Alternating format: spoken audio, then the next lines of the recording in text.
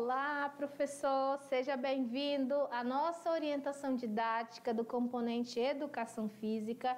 Eu sou a professora Elisângela Bernardino. Na aula de hoje vamos estar orientando a aula 14, que fala aí sobre a atividade física na prevenção e no tratamento de doenças. Desejo que você esteja bem empolgada aí para essa aula. Nós temos uma proposta bem legal para trabalhar, mas sem perder tempo, vamos então para as orientações iniciais para essa aula que promete ser muito top. Acompanha comigo aí, professor.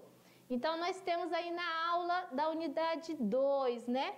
Aula 14.3, que vai falar aí sobre atividade física na prevenção e tratamento de doenças. Como a gente sempre menciona, né? Então, essa aula ela vem de um bloco de aula conteúdo, onde nós temos a primeira aula que é em estúdio, que é a 14.1, a 14.2 também em estúdio, e aí desenvolvida por mim, pela professora Irislene, e a terceira parte da aula, que é a aula prática, realizada em loco, né, pelo professor presencial de Educação Física. Então, esse terceiro momento aqui da aula, esse terceiro momento, na verdade, ele tem aqui uma duração máxima de 35 minutos. O professor vai distribuir esse tempo aí conforme a peculiaridade, né, a especificidade de cada localidade. E aí, como que fica, né? A gente tem a nossa habilidade para desenvolver essa aula 14.3. Qual que é a habilidade? Ilustrar e relacionar as alterações fisiológicas e os benefícios da prática da atividade física aeróbia e resistida na e para a prevenção de doenças da contemporaneidade, empregando uma agenda de atividade física na comunidade local. Então, essa é a nossa habilidade da aula. Então, ao final da aula, o estudante precisa atingir essa habilidade. Para desenvolver a aula, nós temos uma sequência didática. Essa sequência didática ela tem 3 grandes momentos. O primeiro momento, o segundo momento e o terceiro, né? No primeiro momento, nós temos a roda inicial, que é um momento aí que nós dedicamos para o professor contextualizar a aula. No segundo momento, nós temos a vivência e experimentação. E aí, um tempo de 25 minutos é a sugestão para o professor conduzir as atividades. E no terceiro momento, que é a roda final, nós temos aí 5 minutos para reflexão e ali o momento de interagir com o aluno, saber o que ele conseguiu avançar em relação à sua aprendizagem. Dentro dessa sequência, a gente também utiliza a abordagem dos conteúdos, que pode ser aqui o conceitual, procedimental e o atitudinal, sendo inerente a cada etapa dessa, né? Cada etapa tem ali um sentido, e a abordagem dos pilares, né? Como pontos aí importantes para que esse aluno possa conhecer, fazer, conviver e ser. Então, é uma sequência didática que está presente em todas as nossas aulas. Para essa aula, nós estamos sugerindo o material e os recursos, um colchonete ou toalha de banho, o cronômetro, cones e ou similar, a folha branca, ou cartolina, canetinhas, materiais de papelaria, né, que você tenha ou que o estudante tenha disponível. Utilizar um dado, esse dado ele pode ser criado e a gente está mandando aí o modelinho de como que ele pode ser feito. Você pode utilizar tampinhas pequenas ou bolinhas de papel que vão servir como marcadores. Então, por aqui a gente já percebe que vai ser construído um jogo. Então, é importante ter essas tampinhas ou bolinhas de papel. Você pode utilizar o espaço da sala de aula ou um cômodo da casa. O que mais que você precisa considerar, né? Você precisa organizar as atividades considerando o espaço e os materiais. Então, o primeiro passo, listei lá os materiais, o que eu vou utilizar, então agora eu vou organizar o espaço. Eu também preciso das aulas conteúdos, então é importante que eu assista essas aulas conteúdos 14.1 e 14.2. Quando eu assistir essa aula, você, professor presencial, vai facilitar para você o trabalho com a 14.3. Então, a gente diz que isso é muito relevante e importante para que você possa fazer a relação teoria e prática dos conteúdos. E aí, nós chegamos na abordagem conceitual. Antes de eu prosseguir, vem aqui comigo para a gente refletir um pouquinho. Então, vejam bem, a gente tem uma aula aí em 3 momentos, conceitual, procedimental e atitudinal. Agora eu vou orientar para vocês como que vocês vão organizar o conceitual, pensando aí um tempo de 5 minutos, podendo aí flexibilizar e fazer um pouquinho mais, dependendo da dinâmica da aula. E aí depois, como que a gente faz o procedimental e fechando a aula, como que a gente vai organizar o atitudinal. Então, fica comigo aí, vamos agora falar como que você pode organizar o primeiro momento, né? O momento de roda inicial, que é o conceitual. Então, quando eu penso aqui na abordagem conceitual, eu tenho aqui os pilares, certo? Então, nesses pilares, um pilar que é básico para trabalhar na abordagem conceitual é o conhecer. Então, aqui eu vou retomar com o meu aluno o que ele viu na aula conteúdo. Como que eu vou fazer isso, Elisângela? Então, vamos lá. Você vai realizar um levantamento. Você vai mobilizar os estudantes a realizar um levantamento de doenças crônico-degenerativas no cotidiano do estudante. Então, nesse momento aqui, professor, é importante você explorar o protagonismo do estudante. Então, você pode pedir que esse estudante faça uma pesquisa, né? Quais são os tipos de doenças crônico-degenerativas que ele tem no cotidiano dele? Então, aqui você traz a proposição de uma questão geradora. Então, a partir daí, o estudante vai pesquisar. Você pode perguntar também como a atividade física pode ajudar na prevenção e tratamento de doenças crônicas. Então, pode ser uma outra questão geradora que você vai propor para o estudante. Se você não gostou de nenhuma dessas e você quiser propor uma terceira questão geradora ou outras questões geradoras, você pode ficar à vontade, porque a aula é totalmente flexível e pode haver essa flexibilização. Quais são as atividades que a gente está sugerindo, né, para esta aula? Nós estamos sugerindo a atividade 1 e a atividade 2.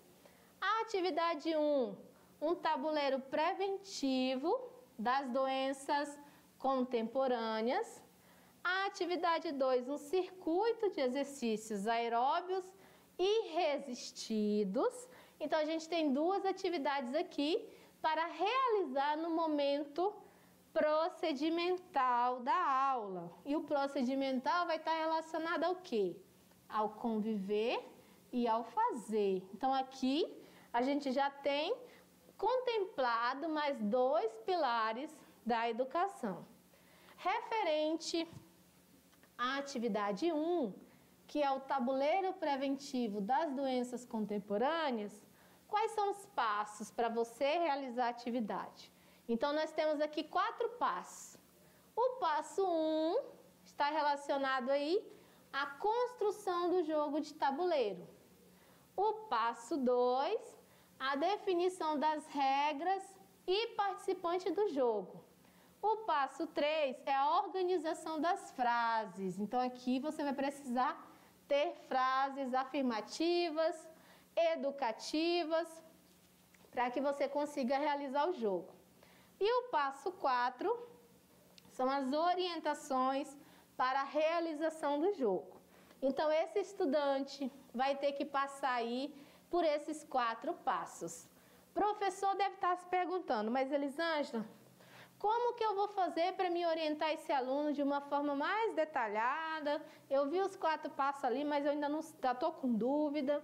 Aí eu vou dizer para você, professor, que a gente vai mandar no material didático da aula o detalhamento dessa atividade e da outra atividade. Além disso, a gente vai detalhar agora na orientação didática como que você vai estruturar cada passo desse. Então, acalma o coração, fica tranquilo, sem piscar aqui comigo que a gente vai explicar tudinho direitinho. Vamos seguir?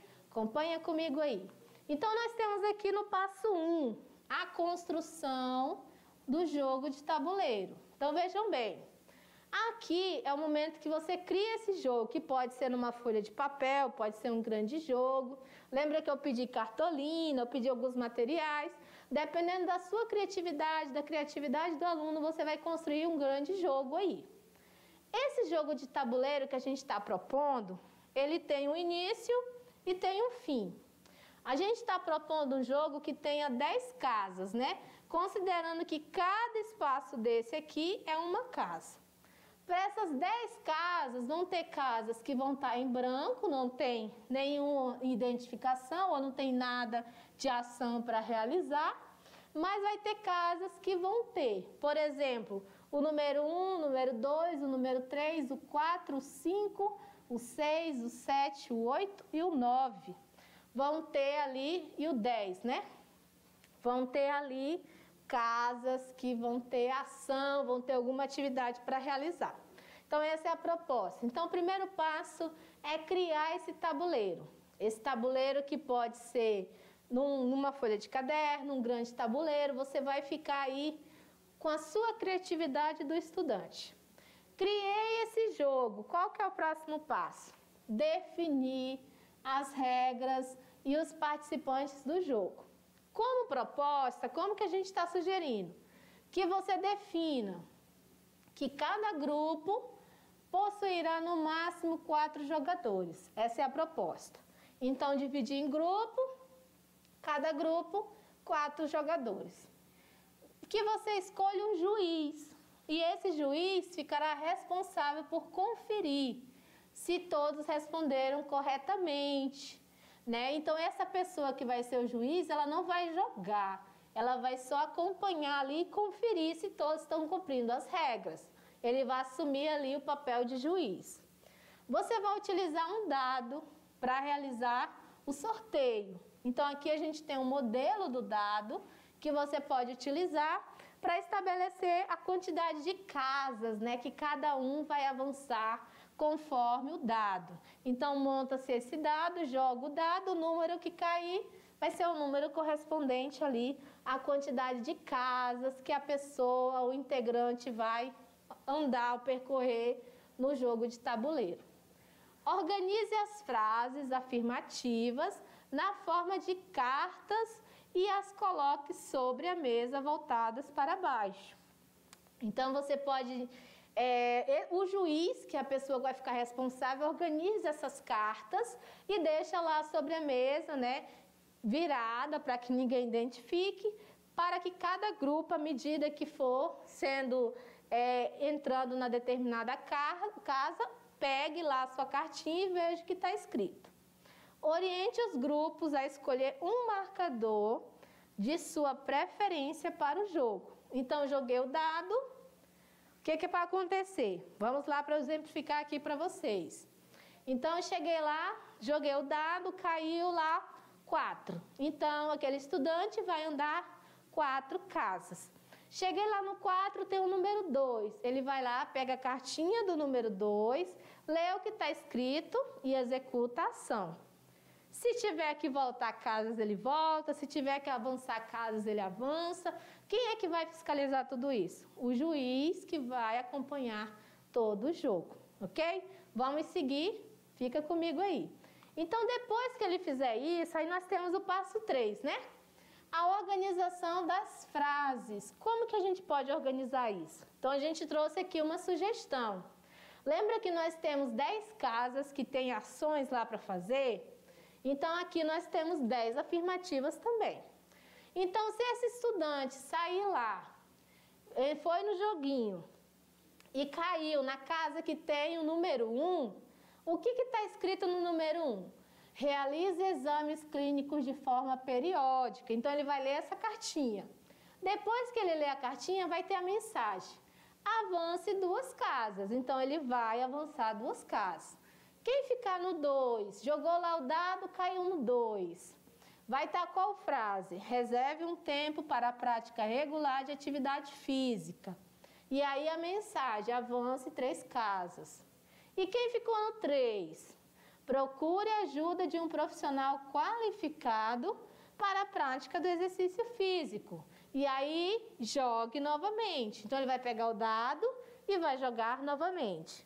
E quem cair no 4, na casinha que tem o número 4, a mensagem vai ser: pratique exercício físico aeróbio diariamente. Aí, aqui, ele vai demonstrar um exercício. Então, ele tem que realizar um exercício e demonstrar. Quem caiu na 5, na casinha numerada como 5, mantenha uma alimentação saudável, avance 1 casa. E aí nós vamos para o 6. Quem cair no 6, acompanhe e controle sua glicemia, pressão arterial. Não esqueça de observar os sinais do seu corpo. Jogue novamente. Quem caiu no 7, não abra mão de boas noites de sono, avance 1 casa. E o 8, abandone os hábitos sedentários e os maus hábitos alimentares. Volte 2 casas. Percebam que para cada afirmativa tem uma ação específica, que pode ser de avançar, de voltar ou de jogar novamente. E o 9, mantenha seu cérebro saudável com um estilo de vida ativo. Demonstre um tipo de exercício físico com alegria e disposição. Essa seria a ação.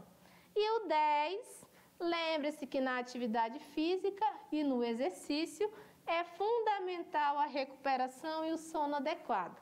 Volte 1 casa. Aí você deve estar se perguntando: Elisângela, e se ele chegar no fim e ele precisa obrigatoriamente passar por todas essas afirmativas, realizar todas essas afirmativas? Não.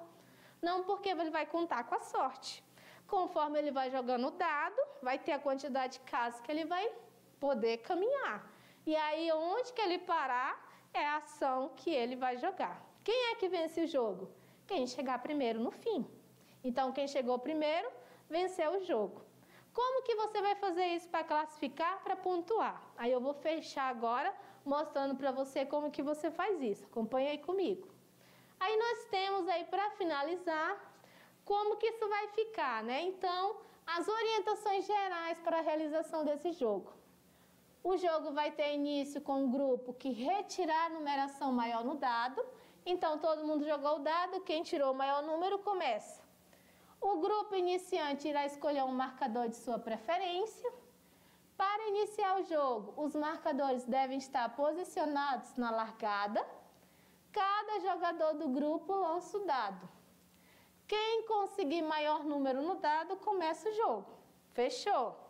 Cada jogador, na sua vez, lança o dado e fala em voz alta o número retirado. Avança com o marcador o número de casas de acordo com o resultado obtido. Isso aqui eu orientei agorinha, né? Ao longo do percurso, existem casas.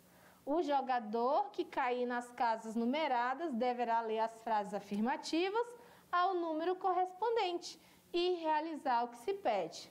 Vence o jogo quem concluir primeiro. Então, fechamos aqui o tabuleiro. E aí nós chegamos na atividade 2, que é o circuito de exercícios aeróbios e resistidos. Nesse circuito, a gente está fazendo uma proposta aqui de exercícios de aquecimento. Você pode realizar em um circuito só de exercício de aquecimento, alongamento, um circuito de exercícios de força e resistência muscular. Você pode fazer um circuito de exercícios de condicionamento cardiorrespiratório e um de exercícios de flexibilidade. Então, aqui vai ficar muita vontade para que você possa escolher. A gente trouxe aqui alguns exemplos, né? Então, você pode fazer alongamentos dos músculos, e aqui a gente trouxe vários exemplos bem simples, né? Que a gente pode fazer as estações de alongamento.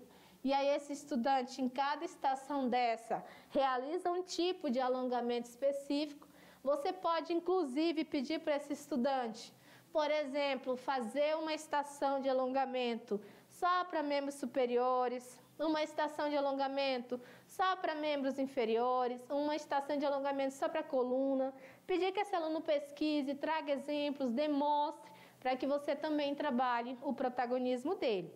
Isso pensando tanto o alongamento quanto o aquecimento. O que mais que a gente pode fazer? Acompanha comigo aí. Nós também podemos trabalhar exercícios de força e resistência muscular. E aí vamos pensar, por exemplo, um exercício bem fácil aqui, que não precisa de muito material, o abdominal isométrico. Eu estou aqui com as pernas elevadas, né, estendidas, tira aqui o tronco do chão, mantenho-se ali numa posição de isometria por um determinado tempo, como se meu corpo estivesse aqui numa posição de V, né? A gente vê aqui a posição do corpo, e aí eu vou ficar ali por um período de 15 a 30 segundos, 60 segundos no máximo. Eu tenho também um agachamento, onde eu posso utilizar uma parede, fico ali no ângulo de 90 graus, sentada ali, numa posição de isometria, né, numa parede, e posso ficar ali também num tempo de 15 até 60 segundos. É um exercício que vai trabalhar força e resistência muscular. Eu posso estar sugerindo esse exercício para o estudante. Também podemos realizar em dupla. Inclusive, esse exercício nós realizamos no momento mexa-se da aula, né? O agachamento com salto em dupla, o polichinelo, e nós temos aqui o abdominal em dupla, também muito legal de ser realizado. Fechando, chegamos aqui na abordagem atitudinal da aula. Fechamos então o último pilar, né, que é o C, relacionado ao atitudinal. O que é importante a gente destacar nessa parte do atitudinal?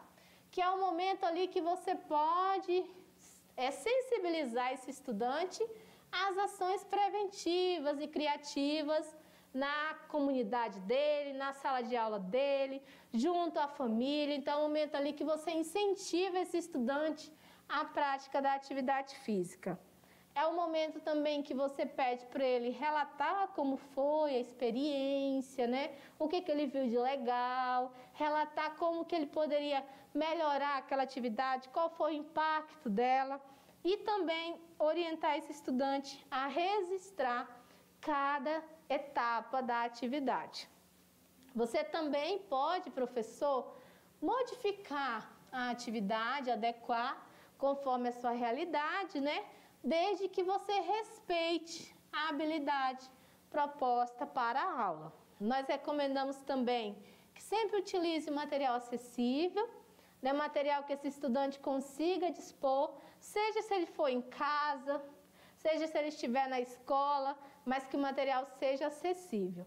E aí, para fechar, essas são as referências da nossa aula de hoje. E aí nós chegamos na hora da prática, a hora que você, professor presencial, vai pôr em prática tudo que a gente trabalhou hoje nessa aula, mandar as fotos para a gente, porque a gente precisa de foto, manda o registro, diz como que foi, manda a sua contribuição, aonde a gente pode melhorar, o que deu certo, o que não deu, coloca esse estudante da mediação para ser protagonista na sua atividade física também e manda esse feedback para a gente. Vamos esperar aqui empolgadíssimas, já naquela expectativa de receber o seu vídeo, de receber o seu comentário, de receber as fotos do nosso estudante e até a próxima orientação didática. Tchau, tchau!